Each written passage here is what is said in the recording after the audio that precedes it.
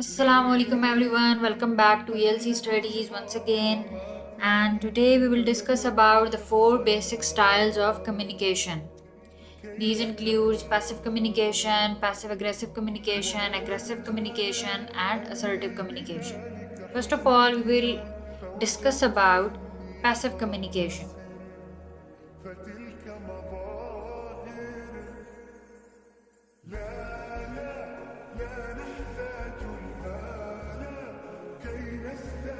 Passive communication is a style in which individuals have developed a pattern of avoiding expressing their opinions or feelings.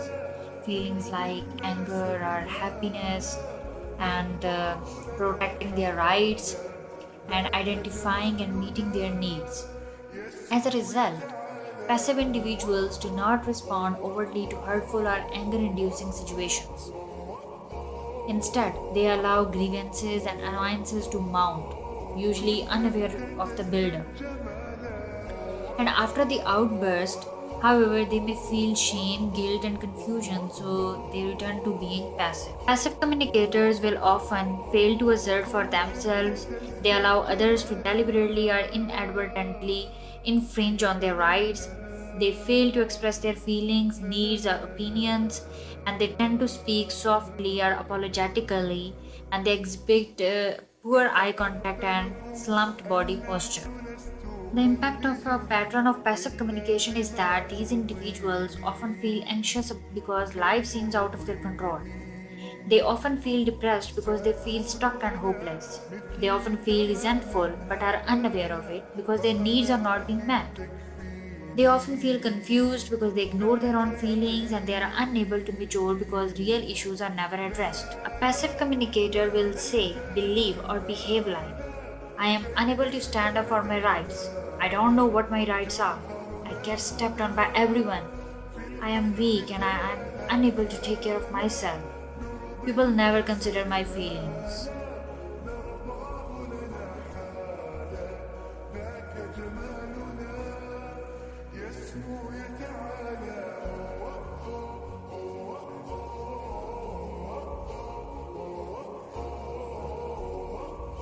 Number two is aggressive communication. Aggressive communication is a style in which individuals express their feelings and opinions and advocate for their needs in a way that violates the rights of others. Thus, aggressive communicators are verbally and physically abusive. Aggressive communicators will often try to dominate others, use humiliation to control others, criticize, blame, or attack others, and be very impulsive, and they have low frustration tolerance. They speak in a loud, demanding, and overbearing voice. They act threateningly and rudely. They do not listen well and they interpret frequently. And they use statements. They alienate others and they generate fear and hatred in others. The aggressive communicator will say, believe, or behave like, I am superior and right, and you are inferior and wrong. I am loud, bossy, and pushy. I can dominate and intimidate you. I can violate your rights. I will get my way no matter what. You are not worth anything. It's all your fault. I react instantly. I am entitled. You owe me and I own you.